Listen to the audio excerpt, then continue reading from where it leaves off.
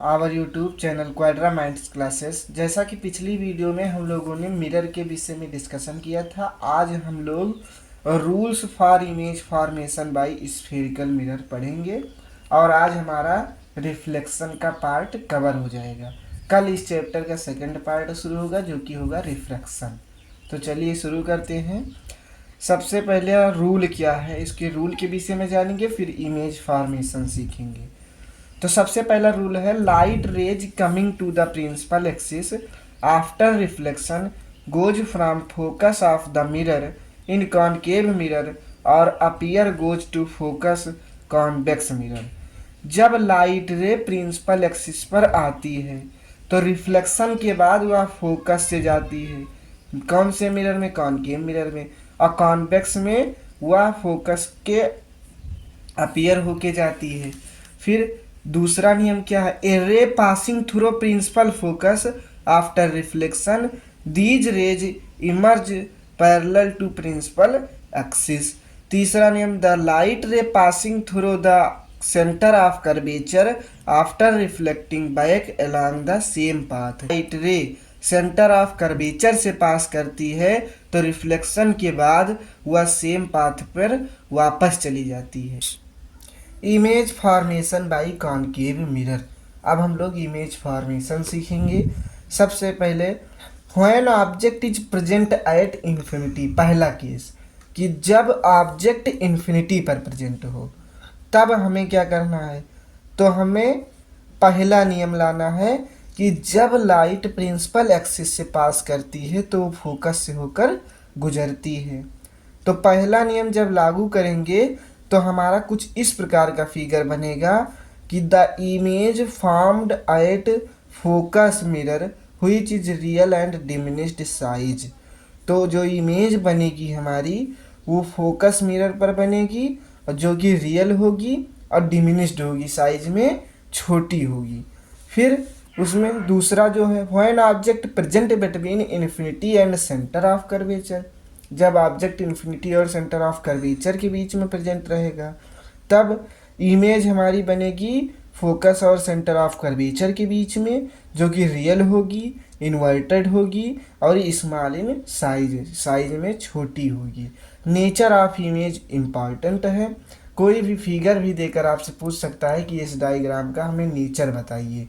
तो जहाँ पर पहला केस क्या रहेगा कि जब ऑब्जेक्ट इन्फिनिटी पर प्रेजेंट होगी तो उसका नेचर ऑफ इमेज वहाँ पर फोकस मिरर पर बनेगी, रियल होगी, डिमिनिश्ड होगी, साइज में छोटी होगी। उसमें पहला रूल लगाया जाएगा कि जब लाइट रे प्रिंसिपल एक्सिस से पास होती है तो फोकस से होकर गुजरती है। फिर जब ऑब्जेक्ट हमारा इन्फिनिटी और सेंटर ऑफ कर्वेचर के बीच में प्रेजेंट हो तब क्या करना है, तब नेचर ऑफ इमेज हमारी कैसी हो जाएगी, वह फॉर्म होगी फोकस और सेंटर ऑफ कर्वेचर के बीच में और जो कि रियल, इन्वर्टेड और साइज में स्मॉल होगी।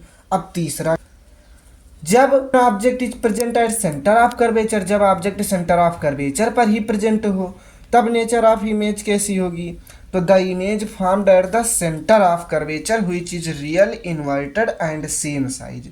साइज उसकी सेम हो जाएगी, रियल रहेगी, इन्वर्टेड रहेगी। नियम कौन सा लगा कि जब लाइट सेंटर ऑफ कर्वेचर पर आकर गिरती है तो वह तुरंत उसी पाथ पर रिफ्लेक्ट होकर बैक हो जाती है। हमारा तीसरा नियम लगेगा इसमें, तो हमारी इमेज फॉर्म होगी। Case 4, when object is present between centre of curvature and focus, जब ऑब्जेक्ट सेंटर ऑफ कर्वेचर और फोकस के बीच में प्रेजेंट हो तब nature of image real, inverted and enlarge. अब यहाँ से साइज तीसरे केस से बढ़ने लगेगी क्योंकि वहाँ पर इक्वल आ गई, सेम साइज। तीसरे केस में क्या हुआ कि साइज बराबर आ गई।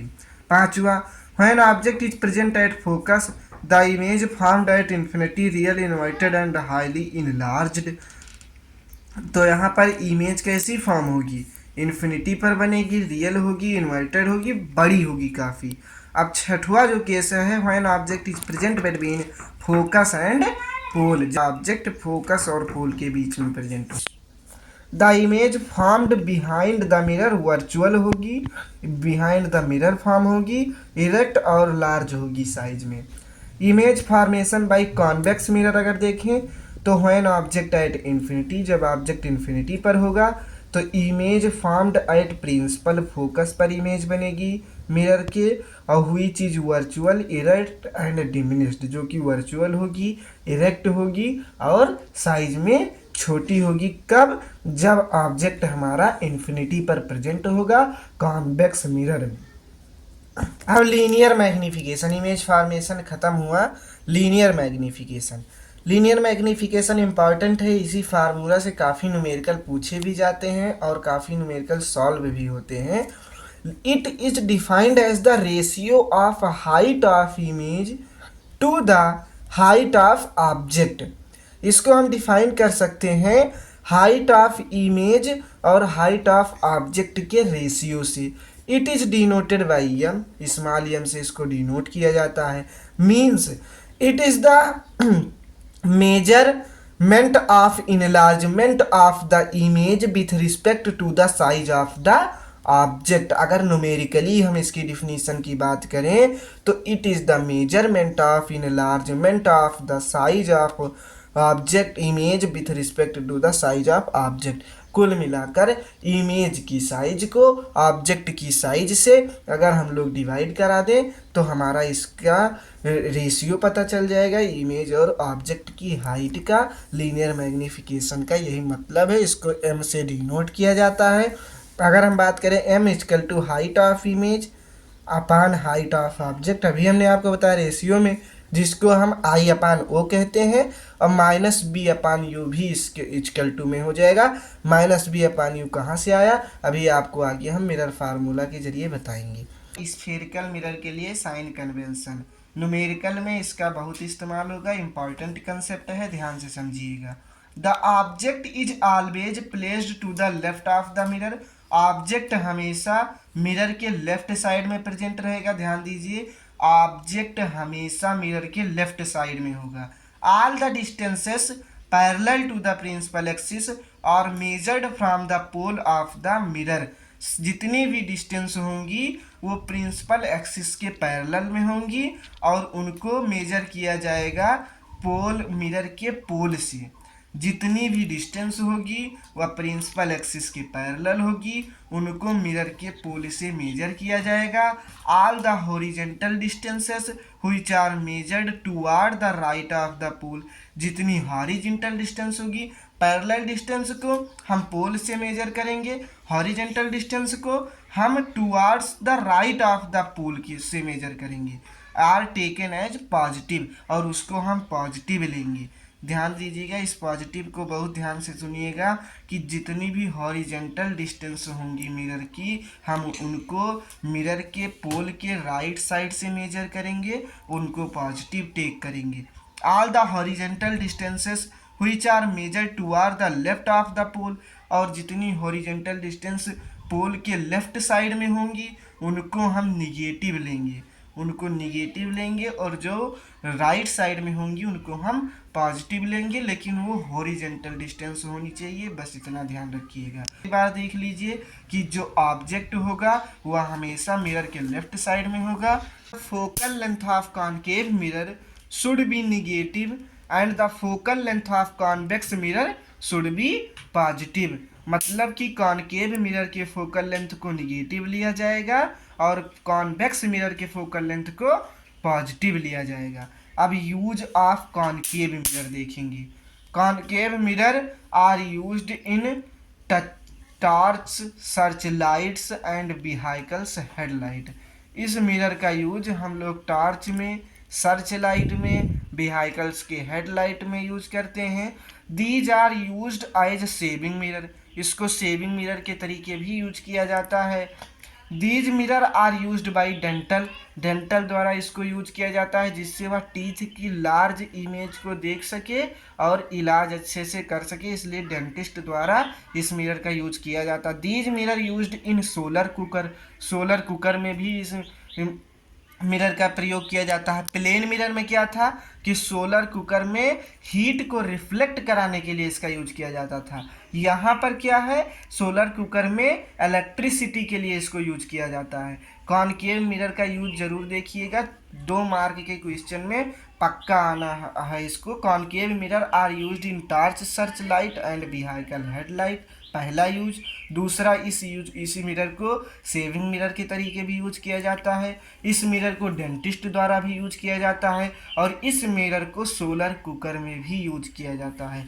अब एक हमारा कॉन्वेक्स मिरर की इमेज फॉर्मेशन छूट गई थी, उसको भी देख लीजिए कि जब ऑब्जेक्ट कहीं पर भी प्रेजेंट हो, एनीवेयर बिटवीन इन्फिनिटी और पोल, पोल और इन्फिनिटी के बीच में ऑब्जेक्ट कहीं पर अगर प्रेजेंट होता है तब इमेज कैसे बनेगी। तब नेचर ऑफ इमेज क्या होगा कि virtual, erect, diminished, behind the mirror, between P and F. P means pole and F means focal length. तो अब हमारी इमेज मिरर के बिहाइंड में, पोल और फोकल लेंथ के बीच में बनेगी, वर्चुअल होगी, इरेक्ट होगी और डिमिनिश्ड यानी साइज में स्मॉल होगी।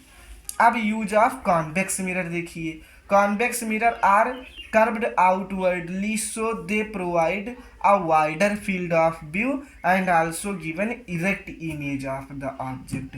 मतलब जहाँ पर ज़्यादा चीज़ों को एक साथ हमें देखना हो वहाँ पर कॉन्वेक्स मिरर का यूज होता है, क्योंकि यह wider field of view provide कराता है। तो इसको सिक्योरिटी के लिए भी यूज़ किया जाता है, जैसे सिनेमा हॉल में, थिएटर में। These mirror are commonly used in vehicle as rear view. यहाँ से क्वेश्चन पुटअप होगा कि कौन कौन से मिरर को व्हीकल में यूज किया जाता है रियर व्यू में। तो कॉन्वेक्स मिरर को यूज किया जाता है क्योंकि ये wider field of view provide कराता है, इसी कारण से, जिससे पीछे आ रही कार है, बाइक है, ड्राइवर को दिख सके और एक्सीडेंट की प्रॉब्लम ना हो। Convex mirror is used as reflector in street lamp. इसको रिफ्लेक्टर की तरीके भी यूज किया जाता है स्ट्रीट लैंप में। So as it diverge left over a large area. वही बात फिर से है कि wider field of view provide कराता है, जिससे आप लार्ज एरिया में, भीड़ भाड़ वाली एरिया में ज़्यादा इसका इस्तेमाल किया जाता है।